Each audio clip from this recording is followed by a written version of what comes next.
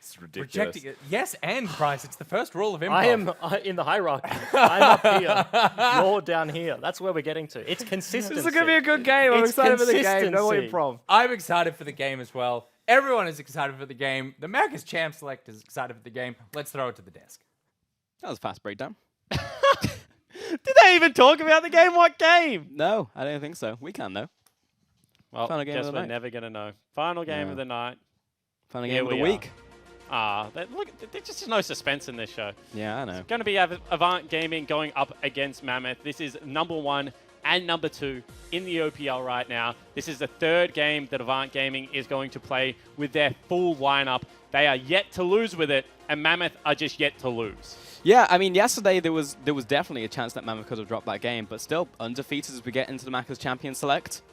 Zaya, first ban coming out from Avant. Yeah, and I want to see what Avant go for, because we've already said that we expect them to play pretty fast, pretty loose. Miru's going to be an aggressive jungler, right? That's kind of, in my head, the style. But they also have one of the most versatile mid laners, I think, in the league. This is Shock that was playing Urgot before Urgot was cool. He plays things like Zillion. He also plays, you know, some brawler mid lanes. Also played a little bit of Scion last split as well. So he kind of plays everything. So I feel like they're one of the most flexible comps in that they don't only play 1-3-1 or 1-4 or teamfight. Shock really is a linchpin that this team can revolve around. Yeah, and from what I've seen, it's not just like I play it just because, right? Like the picks are inspired, you know, in a sense. Like I saw the Zillion and I was like, I understand what it does here, and also you play it really well, you know? And I think like that's the difference between being a gimmick player and someone who has a wide champion pool. Yeah, absolutely. Cyclone does a really good job coaching this team and putting their drafts together. Certainly think that they are one of the better prepared teams in the OPL as well. They change to suit the team that they're playing against, I think, in a lot of scenarios. And when they think they're outright better than a team, they just play fast and they just absolutely smack you around. All right, final bans. Aurelia and Aatrox coming out from Avant, and Mammoth removing the Yuumi, so not going to see that one this game. And final ban waiting on that one. 5 seconds left. And it will be Zillion, yeah, from yesterday, from Shock. Yeah, that's really interesting because Triple's a big control mage player as well, and it does leave Karma up and available. I'm pretty confident that Avant play Karma in 4 roles. I'm pretty confident that Gunkrab is experimental enough to take it into the marksman position. We've seen him play mages in the past.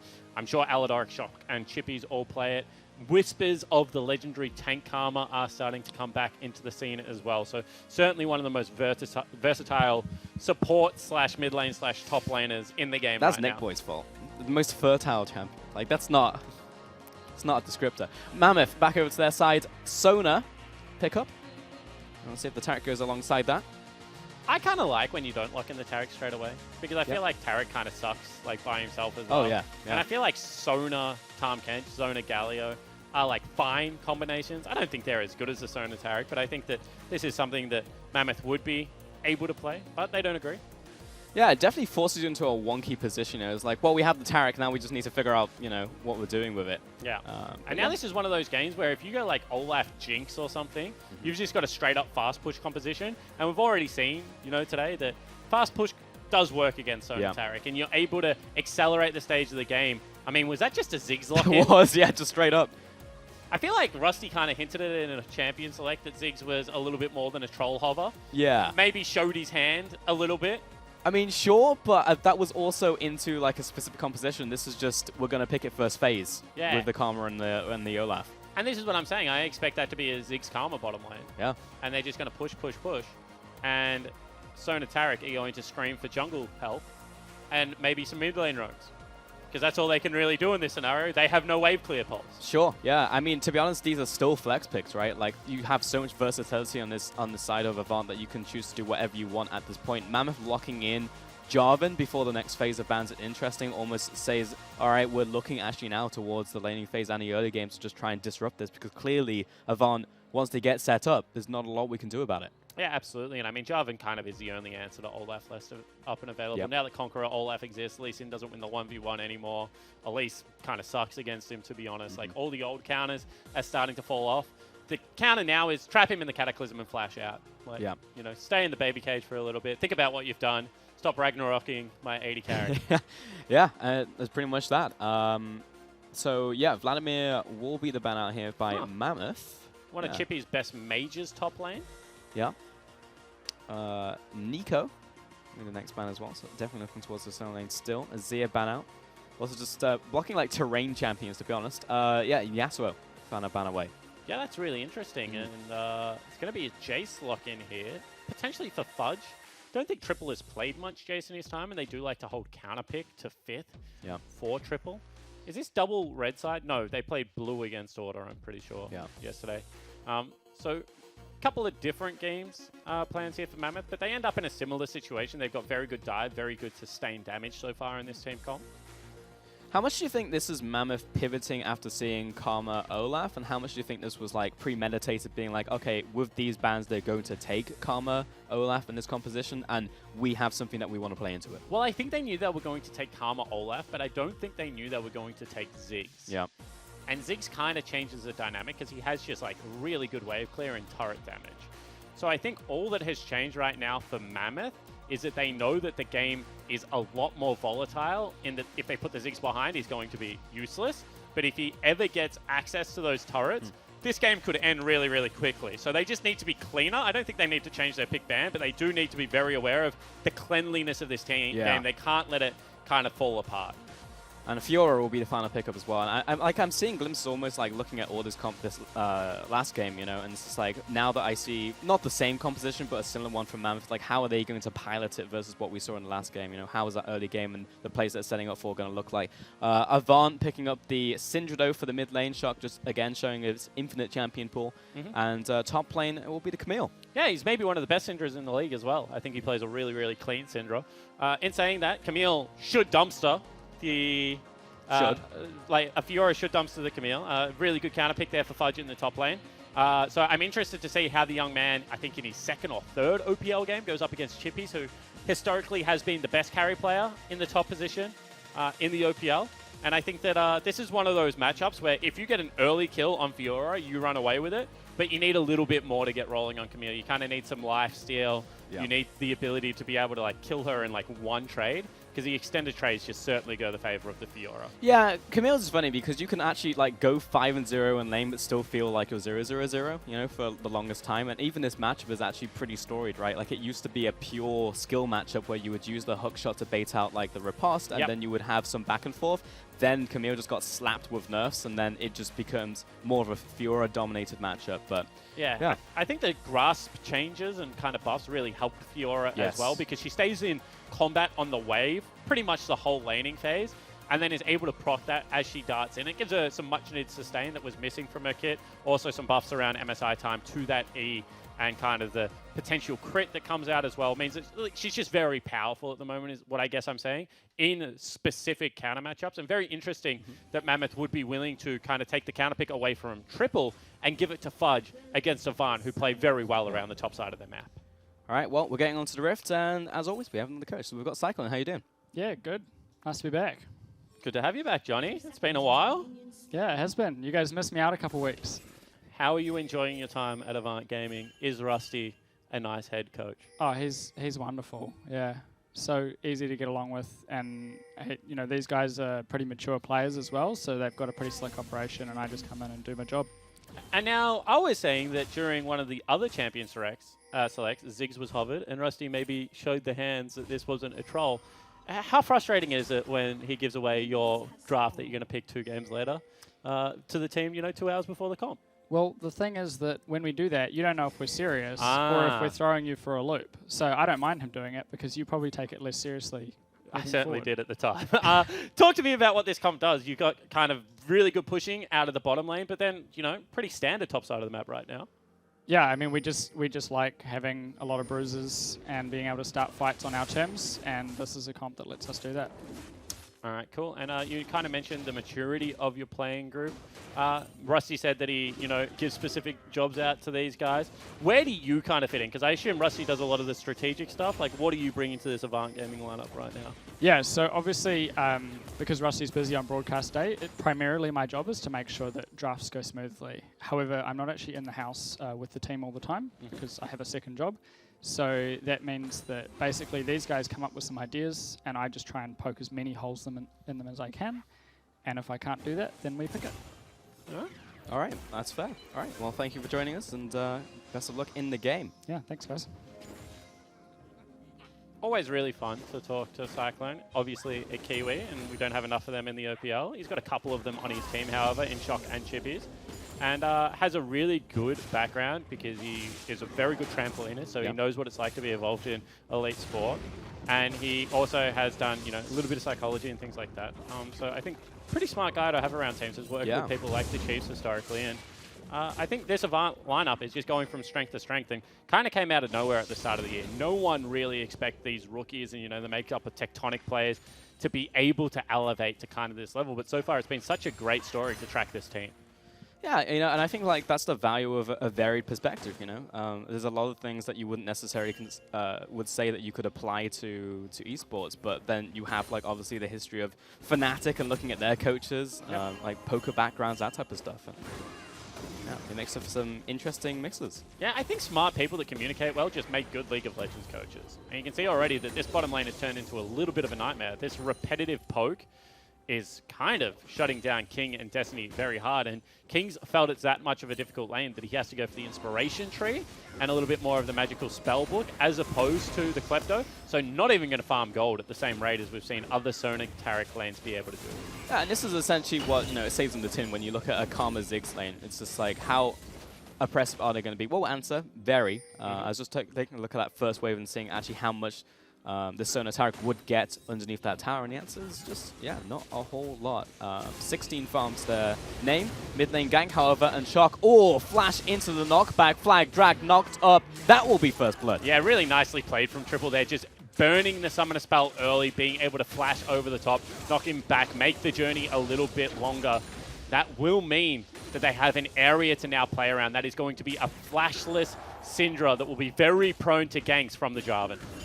Yeah, really nice to see, because that was the question. It's like, how is Mammoth really going to capitalize on this early game? Because they have to. They picked up the Jarvan specifically to look towards those laners, and First Blood obviously seals the deal on that one.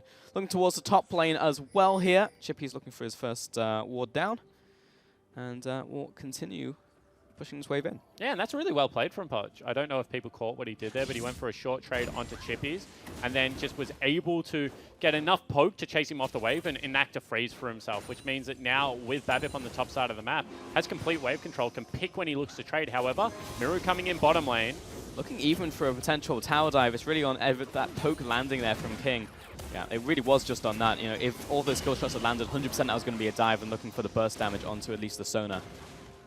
Absolutely. However, this is a pretty difficult lane to dive as we see Miru actually go towards a dragon. He's going to smite very early. This is one of Olaf's greatest strengths, especially with the warrior build. He does dragons so damn quickly. Yeah, it's quick and it's safe as well for Olaf as long as no one turns up as well. And we'll be able to knock this one down. There we go. Oh, yeah. Isn't that nice for a Karma Ziggs bottom lane? Right? It's like literally the perfect dragon to have first. Now this lane just doesn't need to ever leave. Yep. Going to have the mana sustain they always dreamed of having as a young duo lane. This is just, yeah, gone from oppressive to way, way worse. Second dragon's going to be that mountain, and it looks like we've had the first recall as well from Destiny, actually. I'm looking at Jarvan hanging around this bottom lane. Might be something to do at 6, but for now, I think bottom lane's just going to have to deal with it. You talked about the mid lane being opened up there. No flash, of course, on Chuck, and that First Blood going over to the jungle, but still just farming up right now, the old Jarvan. And we talk about kind of step-by-step process, right? So let's talk about the steps that Avant just went through. They found Jarvan. So they know exactly where Jarvan is. They know that he has no bottom camps left available, and they've got 2 very good wards in an area where he has to walk through if he wants to go for that bottom lane gank. That means if Babip doesn't just walk straight through bottom lane, he has nowhere to go. So that means that they can now spell fling bottom lane. However, top side of the map, completely dark. That means that right now you have to worry about where Babip is, because Chippies and Shock are both in like 100 to 0 range by their respective lane opponents. And that means that Miru has to run in, has to find the Jarvan. Problem is with first rotation, this could be very, very dangerous. Olaf is 6 now, so he will be able to dodge out the flag and drag, but still can't do much about the Cataclysm. That being said, it wasn't put down enough really for them to commit to that one. Babip is definitely still not tanky enough to deal with an Olaf in close quarters combat. though Blue has been started off with Fiora coming down. Yeah, it certainly has been, and already Fudge has got his first shop in. That means that Chippies cannot contest this. He's going to be, 1,300-ish gold behind in items. So instead, we'll just take the recall. They forfeit that, however, in the bottom lane. Bottom lane King low. Gunkrab still chasing after. Ignite's ticking, but with the heal, he should be good to go in the middle of that minion wave. Yeah, I'm really interested that they actually look to have won that trade, right? That means they're going to be able to pick up the wave of farm, might be able to stop this recall, and Destiny just seems to be a really tanky fellow at the moment, so that means that the push train has kind of slowed down a little bit. Yeah, for sure. And actually just taking a look at the amount of farm they've picked up, they're actually doing not that badly for themselves, as much as I expected. Like, obviously this wasn't going to be a 5 versus, 60 farm bottom lane, but, close to when you don't have a whole lot to respond with. But Tarek's obviously been able to step up to the minion wave to at least get those relic procs. That being said, yeah, quick back. Interesting play. Recalls are much shorter than the 15 seconds that Gunkrab just had to pay. Fair, yeah. Experience also goes across to Tarek, so he did get something. Not a lot, but something. Yeah, I mean, he's being also in the got a bit of proximity. time, just to farm completely on the lesser than the bottom lane as well. But there you go. Didn't at least didn't tap him, so it will just be an execute.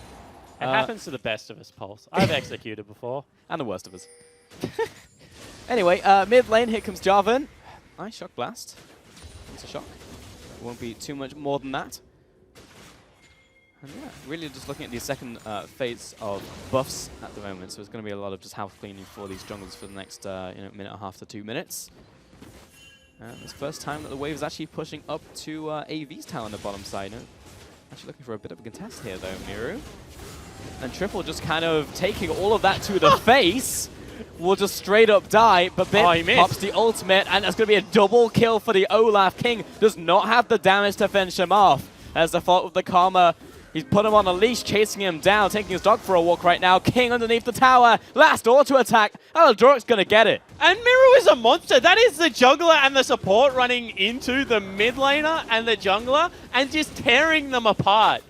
With the double longsword, Miru just runs in there, and you're right, it looked like Triple didn't even know he was under fire. Yeah. He just took half of his health, and now the bottom lane turret breaks. Avant with a 3,000 gold lead out of nowhere. I don't know what the plan was there from Triple, because it was like, I'm looking at the blue buff, I want the blue buff, I'm getting hit right now, but okay, because I can maybe Thundering blow him away and then back off. Was that the play? But he just straight up took it. Well, I mean, my bottom lane should have first rotate. Their mid laner isn't on the map. Why is he doing this to me is maybe what's going through his head. But I mean, it worked. And Miru now is just like Boots 2, Red Smite Warrior Olaf, and a monster. And this is Mammoth starting up the Herald. I feel like this could be once again a Herald play deciding the game at only 10 minutes in. I mean, here comes Miru. Massive Olaf coming out of the base, and Chips is going to start up right now into the pit, but Bip is already down. But trying to get away from this, playing Destiny. Wrong side of the wall, friends. Not with the rest of the team. That's going to be a second kill over to Olaf. There's the Herald, and AV cement their lead. And this is a fast push comp with the Ziggs with Herald just drop. So that means if Triple doesn't get the wave, which he can't, he's just being chased away, mid lane is going down. And you can see just a poke coming out of Aladoric already. Herald's going to charge in, and this should be guaranteed gold. This is guaranteed first turret, if not a second here. You've got Triple to defend with Sona. Now you're getting Jarvan back onto the field. But that is devastating, and all of that happened in the last 2 minutes. I feel like a second blue buff respawned, 8 minutes-ish, and in the last, 2 to 3 minutes, this has now become a 5,000 gold lead. And it could potentially be more because Chippies did get the rotation out of Sona. She felt like she had to defend the mid-tier 2, maybe was going to get turret dove in the 1v1. And Chippies now gets 2 plates for himself as well. So the one lane that was maybe looking okay for Mammoth now also swings in the favor of Avant by 500 gold. The whole map really just their playground now. I'm really just getting flashbacks from last game, to be honest. Where I'm looking at like a good first play, and I'm like, okay, what's the follow-up as we take a look at this Rift Herald once again? But this was just a whitewash. There's not too much to talk about in terms of a fight, because there wasn't a fight. Yeah, I mean, there was an abandoned ship, and that's a Taric without flash available that's standing next to the wall, probably screaming, help me, to the deaf ears of the Avant members lineup. Yeah. But yeah, you're exactly right. This is one of those games where Mammoth had their win condition. You know, they had to win top side of the map very hard. They're going to use the Sonar and Taric ults and kind of utility to speed up the process of Fudge being this monster, of Triple being this mid-game dominator on the Jace. And kind of what's happened, in my eyes, is they've made a mistake in the jungle and now a mistake around Rift Herald. And those two win conditions are just so far behind that unless a catastrophic error comes across from Avant, the fast push should just never stop, in my opinion. I almost want to go back and take a look at what happened in the jungle again, to be honest, because it just felt like I was missing something, you know, as a spectator looking in. Like, there's got to be something that Mammoth were looking for, because it just looked too easy. Like, I feel like it can't be as simple as they just walked up, killed two, took blue, took everything, won the game basically in that single engage. Yeah, especially given, I mean, as I said, the only thing I can think of is, like, mid is on a reset, they're not going to contest this. Yeah. Because I know kind of how pro players think, and every now and again you will get that, and you'll get like, why is this guy doing it? So like, you can see mid lane on the ward, Triple just standing still, and that's what it is. It's as simple as, you know, without mid lane here, they shouldn't contest this buff. We have the first rotate out of Sonar, and Miru kind of says, I don't care, and just kills them. It's like one of those things where you're just like, you're so convinced that something is reality that you're like, there's nothing that can push against it, you know? It's like when you're trying to change a human's like perspective or opinion, they're just like, well, no, this is how it is. The Earth is flat, right? Yeah. You can't contest blue buff unless you have mid lane priority and a rotating mid laner. And Miru says, well, it turns out you can. Yeah. And this could potentially be 15 turret plates taken for the first time in the OPL, I think, ever. This is nuts. This is so much gold that Avant have that Mammoth don't have access to. What is that? Almost a 7,000 goldies at 14 minutes? Yeah. And just to be clear, this is 15 turret plates taken to 1. Like, Insanity. that's unreal. Yeah. And take a look at where that gold has actually gone to. 2k in the jungle, of course. Mid lane about even, but bottom lane is where it's happening. That's Ziggs and Karma. Between them, 11,000 gold to 7,000 gold? Yep.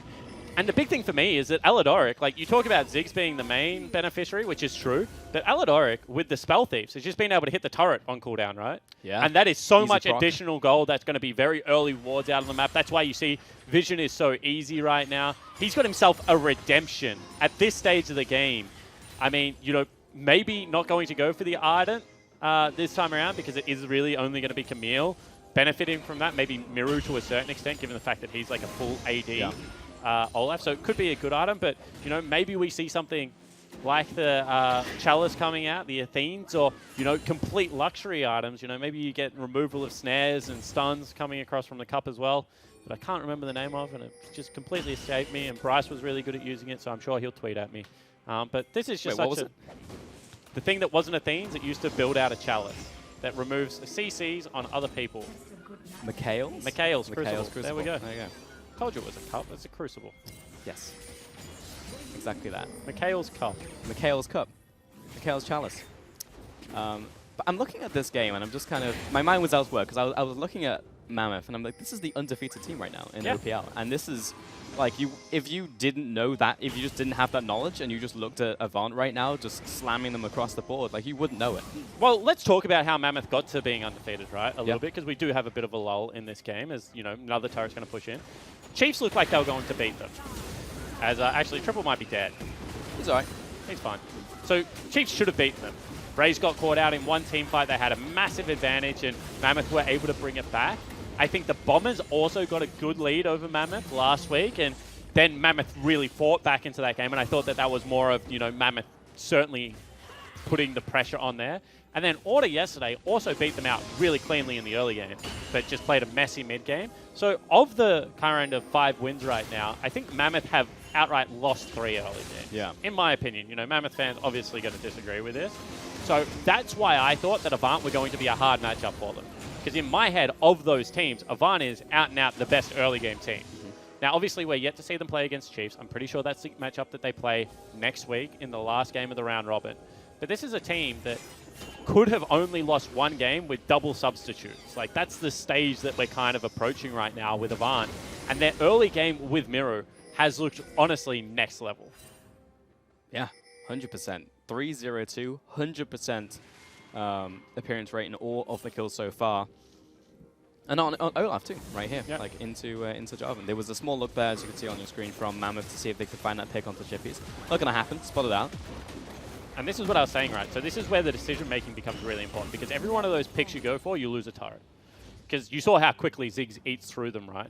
And can potentially go for, you know, something like a Lich Bane to even expedite that process. So if that's what they want to play, Avant is just going to sit back a little bit defensive. They're going to have good scouting wards out. Every time you send more than, you know, 2-3 people to a lane, they push the opposite side of the map. They take a structure. Then they reset. They have the gold advantage off the back end of it.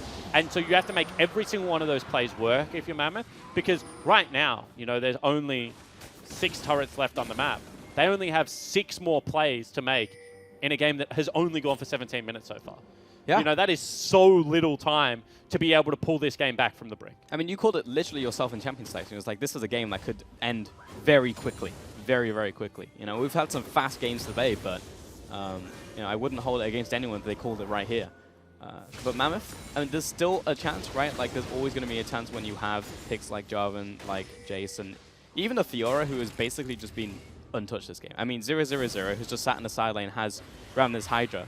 But even as split plus threat right now, like, I don't feel like the Fiora can even do enough in this. Yeah, because, I mean, when you have a look at Fudge's job, it just becomes very difficult because 2 assist gold went over to Chippies, not to mention he got those turret plates that we spoke about, all the global gold from the turrets, the fact that he's got dragons helping him out, like, just everything is kind of going Chippy's way, even though he hasn't won the 1v1 in his lane, because League of Legends is ultimately a team game. So now the job for Fudge comes, can I actually kill this guy? Because if I can't, then, like, I can't build the pressure that we need on the map. Now we're going to have to start trying to bring maybe Jarvan towards the play. Once again, that's when you can be cross-map. That's when things can start to go wrong. And the thing is, like, Fudge just won't kill Chippies in the side lane. He could beat him in a 1v1, but, I mean, Chippies, if he's losing, will just hook shot away, you know? Like, if the roles were reversed, you could keep him in place, but that's not the case in this one. And the rest of AV just currently gaining vision around the Baron area, completely choking all of this away, in fact. And it might actually just come down to a potential Baron contest, but, you know, if I'm looking at Avant, I don't want them even to give Mammoth the opportunity. I want them to completely push them back or get a pick and go into Baron. Like, there's no way, theoretically, that Mammoth should be able to come back into this. Shock's looking for the one hit here. Maybe onto King if he I'm rounds feeling his it. corner. That's disciplined play from King. I would have face checked that. Oh, yeah. I would have too. But that was 100% death, you know, given how squishy Sonya is at this point in the game and how squishy Sonya is in general. But yeah, how are we doing in terms of items? Ludens and half a Zhonya's. Yeah, Shock is definitely in a position to one-hit a squishy right now. And I feel like they must have a lot of gold in the back pocket because they're sitting on kind of 1.5. And yeah, you see like a couple of members with over 1,600 gold right now.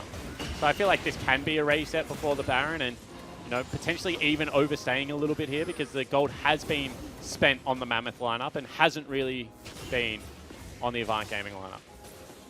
You know, and when you're at 20 minutes into the game, you want that Shock Blast to have killed Gunkrab, right? Like, these should be Shock Blast hitting for 40, 50% of someone's health bar, but Gunkrab just kind of shakes it off, goes back to base, spends some of that 1,600, 1,700 gold he's got.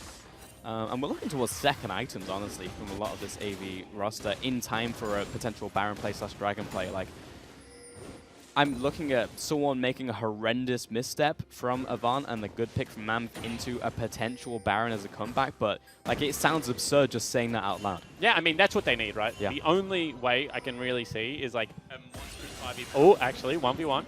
Yeah, Fudge on the bottom side, but I mean, now that he's trapped in here, might be able to get it, but he's got a lot of life still. Chippies will actually just straight up solo Fudge. Yeah, and I mean, Gunkrab's there to help out with the assist, right, just in case he needs it. Actually taxes the entire way from Chippies.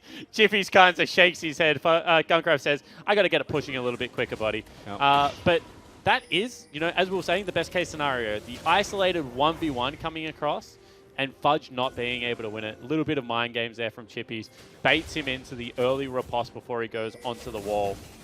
And riposte just must hit now because it's such a good attack speed slow that even if you don't hit the stun, it wins you a lot of jewels just purely based off attack speed slow, but that one went a little bit high and wide for me. Yeah, it is your one tool.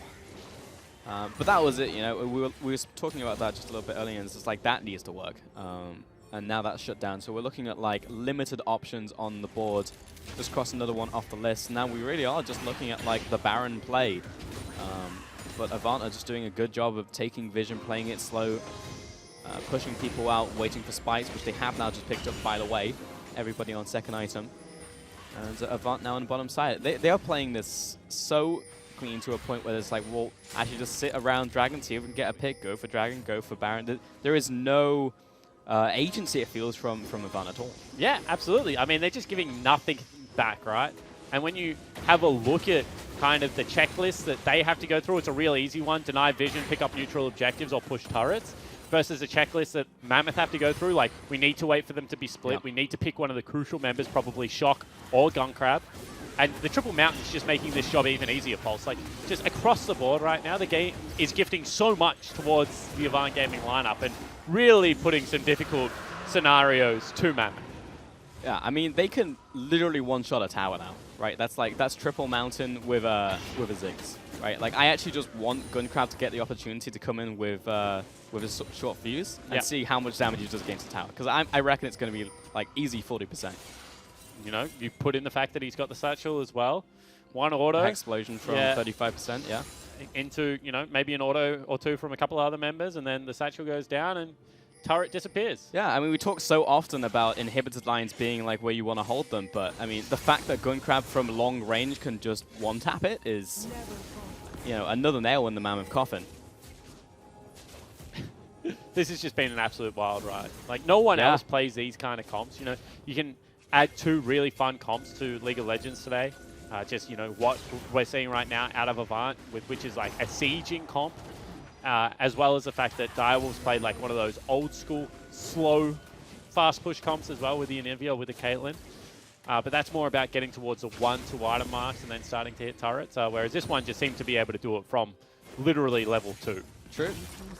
Well, Futch will finally get his tower, his Owler turret in the side lane. And now it's the setup. It's all about that Baron. But the fact that you have Shock who can literally one-tap a carry, Gunkrab the same, Aldoric also. Not going to even interrupt the recall right there. Just sat in that side lane, got teleport in hand.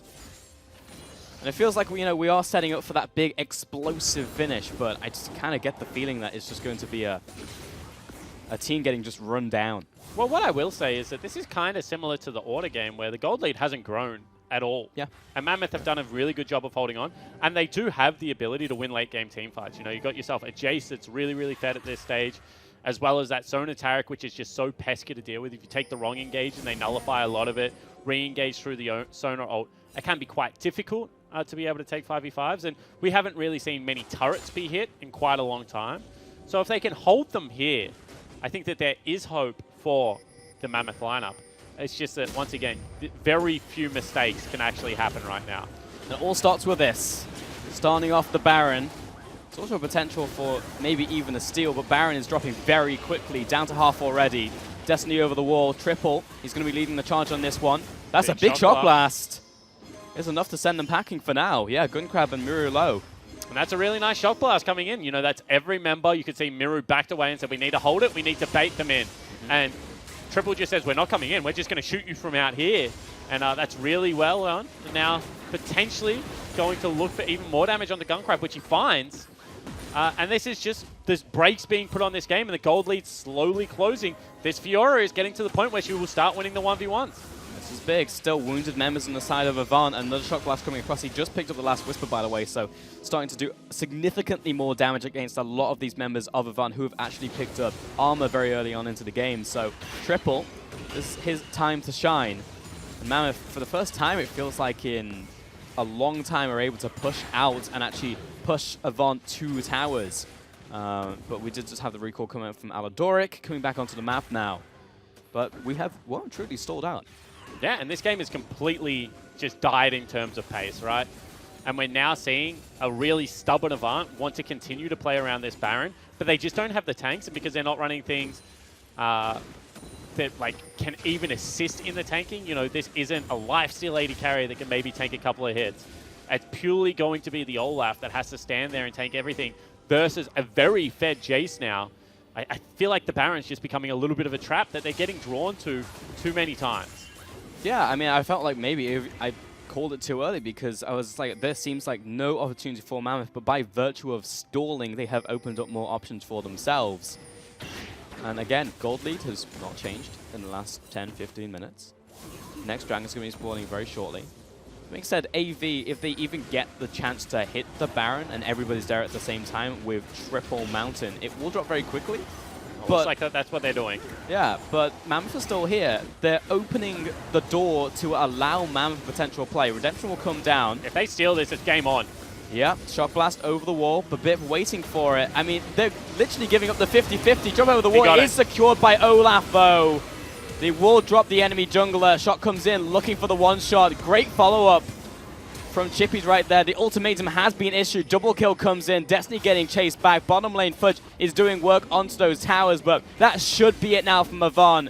As Destiny trying to work his way through these minions, but Chippy's got him. Yeah, he certainly did, and that means mid lane wave. Oh, actually, Gunkrab backed. Has got teleport, so can rejoin the push. However, that is the most crucial member to have in this push in the mid lane right now. He does the most turret damage. Fudge also going to recall. I'm sure, however, if he sees Gunkrab teleport in, he might try and go back for that inhib, but I don't think he can, though. Yeah, it may not be game here, though. We've got 10 seconds left on Triple, but now that Ziggs has joined the party, he will take down these towers very quickly. They're going to go for it. Look how fast that tower drops. Almost instantaneously, it comes Fudge. He has to try something. Riposte buys some time. In comes King, looking for a big crescendo here. Fantastic flash coming through. But Bim, double kill coming in for Chippies. And there it is. Finds his third. Looking towards Triple. May even get the Quadra here.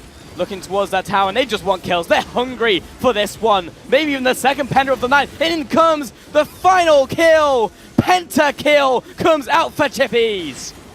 He's out of his chair. He's having a bit of a yell, and that was such a terrific game from the Avant Gaming lineup. You saw that they had a game plan against Sona Tarek, and once again, another one of these, trap drafts that come through. They execute on it flawlessly. They stall the game out for maybe a little bit in the mid game, but once they have that Baron, they close it in one push, and they take down the undefeated Mammoth and claim top spot. I've never cast 2 games back-to-back and called 2 pentakills. That is, yeah, insanity. That's DOPL for you. But it certainly is. Yeah, well played to Avant. It was a little risky for a second because you called it right before that Baron. It's like, if this Baron goes over to Mammoth, game on, right? And the fact that we even had a 50-50 in the first place made me a little concerned. But, I mean, Avant, they had it. I feel like Miru is another one of these junglers that's ruled by the animal instincts. Shern used to say that every now and again, like, his blood pressure would just get a little bit up and he would say, let them come. He even, I'm pretty sure that Shern had an interview where he was like, I like when junglers come into the Baron pit and try and outsmart me. Like, he took a lot of pride in, being able to win that clutch. And I feel like Miru, the first time he started Baron, he's like, try and keep them out, and then, not able to keep them out. Then second time they do it, he's like, okay, let's pull off. And then third time he was like, you know what? I'm just going to win the smite. Just keep hitting the Baron. We're going to win the smite here, and we're going to be able to win the game. And, credit to him. Babip got in the pit with a Tarek ult. Oh, yeah. And he won the smite. There was no suppress there. That's a genuine 50-50, and Miru was able to pick it up for his team, and they take the win. It was now for play for sure, but that's it from us. We're going to send it back to Nick Boy. You might want to mute me while we're going. It's a disaster. This is a total disaster. I'll tell you what, though, that game had everything. The second Penta of the night. Yep. We got a cheeky dab. Oh. Yeah, you're going to have to hold it. It's not start. You're going to have to hold it. That's fine. Yeah, literally dab. Chippies gets the solo kill on Fudge in the bottom lane, and he hits the So dab. quick. And it was also really subtle. It wasn't enormous, center stage dab. Yeah, it was just a you super really fast. Yeah. blinked and you missed it. But yeah, AV looking confident. That was an undefeated Mammoth, right? That's the big thing. This is now AV top of the table. Exactly. They're A real similar, shake-up. Yeah, on scoreline, but they have the head-to-head now. They'll play them 2 more times over the course of this split, but that was just an impressive game. I feel like... No, there's no microphone. He's just hold it. Yeah, I mean, that was a hell of a game. Bryce, I'm going to start Yeah. with you because we can't start with Rusty. He's lost. It was just so well played by AV the whole Yeah, time. I think it's interesting in AV style, right? They bring out the Ziggs into the Sona Tarek. This was just a day of Sona Tarek just getting ready. boomed. There was smarts. There was the Caitlyn lane earlier, the fast push. This was another style of fast push in the Ziggs as soon as you get access to the turret. And multiple key things happened that they did hit on in the cast. It's 15 plates being taken. Yeah. And then that lead was monumental out of nowhere. And AV just kind of ran over the game there. There you go. Yeah, man. Can we hear you? We can hear you. I assume everyone can hear me now because I've been given it, and I hope that's muted. Let's hope so. Yeah, no, speaking towards draft, I think that was the major dictator of the game. There's been a lot of it, I would say, today, and just in general, more explorations with Sonatarek. So the fact that people now are looking at options, I guess AV being a prime example now of like, how do we counter it? Ziggs is massive for it, and Karma is something that's been permanently banned. So the fact that Karma was given kind of opens the door to that. Yeah. And prioritizing Karma, giving them Sonatarek to counter is an obvious choice that I think AV were able to make. Yeah. The one thing I will say, they were talking about it on the desk. I every now and again, when a team wins, I like to crap on them a little bit. AV, that was a straight up 50-50 Baron where Babip was level 13 and Miro was level 12. That is not good odds there, but you know what I mean? Like maybe like they're just looking at the comp. If we get in the pit, we're going to win the fight anyway.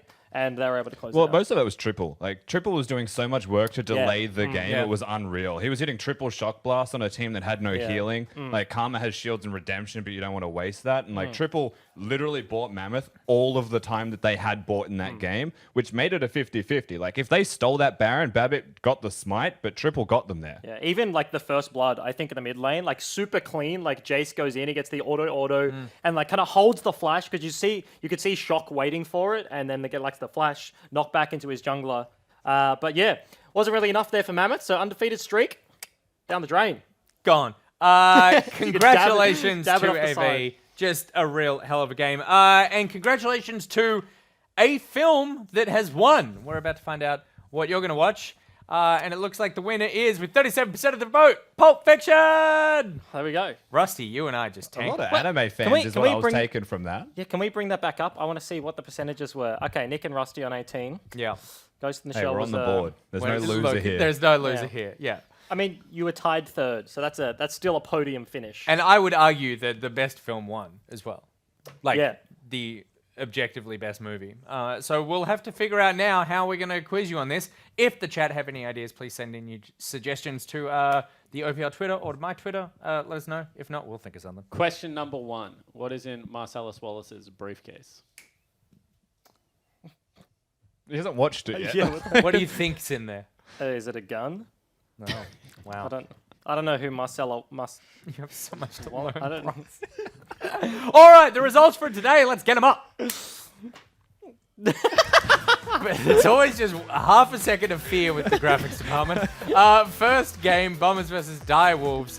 Direwolves Yes. taking out the surprise win, and it really set a tone for the day that we did not know what to expect and how to expect it. Game number 2, Gravitas taking down Legacy. Order cannot come up against the Chiefs, and the Chiefs took it out in pretty decisive order. And finally, Avant taking down the Kings. Mammoth. There is no undefeated split for any teams. The order and the ladder have been shaken. Let's see how everything is standing right now after this third week. Mammoth number 1 there. No, AV number 1. with Sorry, head-to-head. AV number 1. What am I saying? Sorry, I was distracted by the fact that there's a tripod leg in my way and I can't actually see the graphic. Mammoth there in second position. The Chiefs, Direwolves, Bombers, Gravitas, Legacy, and Order rounding out the list. So anything can happen, you know, moving forward. It's still early in the split, but it is nice to see teams just shuffling around left, right, and Yeah, center. and also like the victories. I mean, we saw like close-ish games, I think, over the weekend, but today was just like Stomps. Like it was just straight Yeah. up like the team like gets triple and mountain, triple infernal, like they have all the the tools. dragons were and nuts. yeah, Yeah. Dragon RNG Yeah. this weekend was crazy, and it was like team gets a lead, one mistake, and just bam, game over. Absolutely. But I mean, the ladder's close, though. And that's the Yes. biggest thing that I want to say compared to Split 2 is like, yeah, there is still a bottom and a top of the ladder, but even comparing splits, like there is still everyone basically in the middle. Yeah, it's very exciting. Anything could happen, and anything can happen next with the MPL as well. Next week, we have more games. Who knows what's going to happen then, but we do know who's going to be playing who. The Chiefs are taking on Avant. Direwolves going up against Mammoth. Bombers taking on Legacy, and Gravitas are going up against Order. I know what they are, Bryce. Just really good games of League This of is the Legends. worst soundboard we've ever really had. good. Get games are me, like- Matt, I know you're watching on Monday. Get me the freaking soundboard. And you know how we're going to pay for that soundboard? With the help of our sponsors. Thank you very much. A God, you're big thank smooth. you to our sponsors. McDonald's, of course, the official partner of the OPL. Thanks for dinner, Maccas. Thanks for dinner. Yeah, thanks. M-Wave, Got none. yeah, the official retailer of the OPL. HyperX, the official headset of the OPL, and Bryce, the official of the OPL. I see. Yeah, you like it when it's a compliment with you. All right, please stick around because we are about to head into the NPL, and we're going to do some TFT. Hell Maybe yeah. an ARAM if we have time. I don't know, but we'll see you in 5 minutes.